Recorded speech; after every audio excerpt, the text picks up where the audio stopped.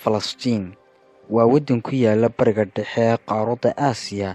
Falastiin waxa ay xuduud la leedahay waddamada Masar, Urdun, Suuriya, Lubnaan iyo Israa'iil.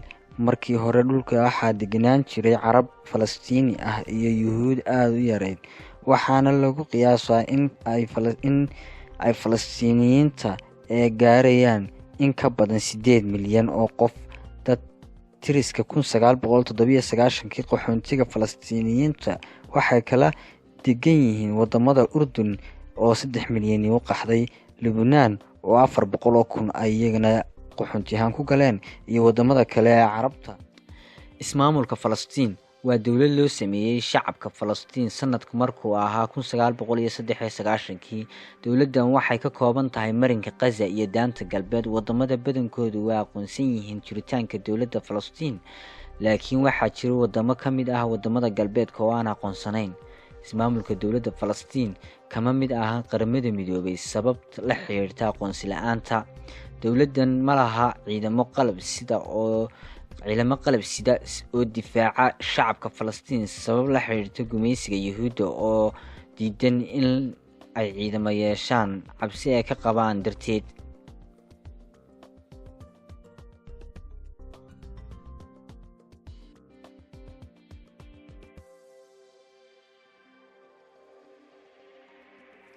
Waqtigii la abaabulay maamulka Falastiin waxaa la aasaasay sanadku markuu ahaa 1993. waa markii uu dhacay kulankii Oslo, waxaana kasoo qayb galay madax ka kala socotay Falastiin iyo Israa'iil. Kulanka Oslo wuxuu ku saabsanaa in labada qaybood ay heshiiska ku kala gaadhaan kala qaybsiga dhulka Falastiin iyo joojinta guryo dhiska ee Yuhuudda ka wadeen dhulka Falastiin ama Daanta Galbeed. Falastiin waxaa ilaa hadda ka dhisan dhismayaal taariikh aad iyo aad u dheer leh oo caddaynaya taariikhda soo jireenka ay leedahay Falastiiniyiintu.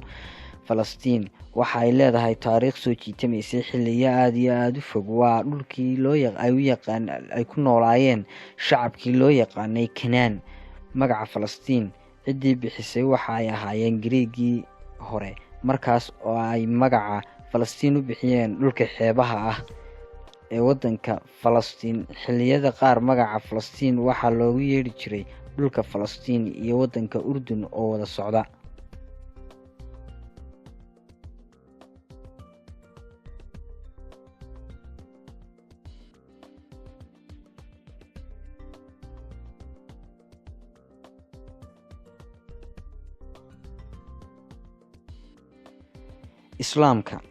Islaamka kaalin weyn ayay Falastiin ku leedahay. Waa dhulkii barakaysnaa ee Ilaahay Qur'aankiisa ku sheegay. Ilaahay suuradda Isra waxa uu ku sheegay in masaajidka Al-Aqsa iyo hareerihiisuba barakaysan yihiin. Ilaahay markale kitaabkiisa kariimka ah ayuu ku sheegay marinka Gaza waa dhul yar oo ka mid ah dhulka Falastiiniyiinta.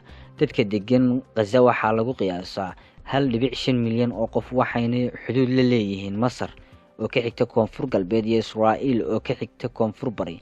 Sida la xaqiijiyay, guryo badan oo ay Yuhuuddu leedahay ayaa laga dhisay meelo badan oo ka mid ah Gaza. 2005 waxaa dhacday in ay Yuhuuddu dib uga laabtaan guryo dhiska ay ku hayeen magaalada Gaza, laakiinse weli waxay gacanta ku hayaan meelo badan oo ka mid ah Gaza sida garoonka diyaaradaha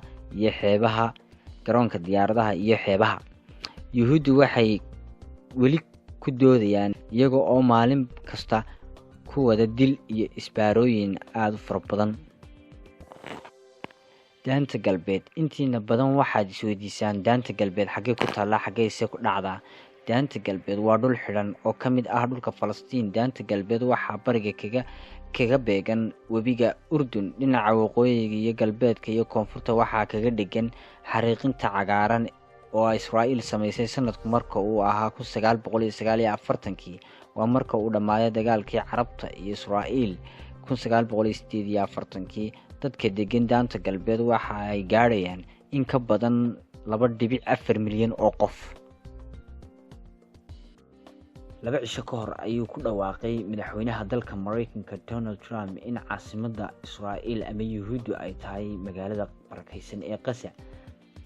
Haddaba daawadayaal waxaan idinla socodsiin doonaa wararka ugu dambeeyey ama dhacdooyinkii ugu dambeeyey arrintaasi iyadoo ay isku maqan yihiin wadamada carabta kana shiri doonaan dhacdadan uu sameeyey madaxweyne Donald Trump kaas oo la filayay ama ku galay campaignka markii uu ololeynayay.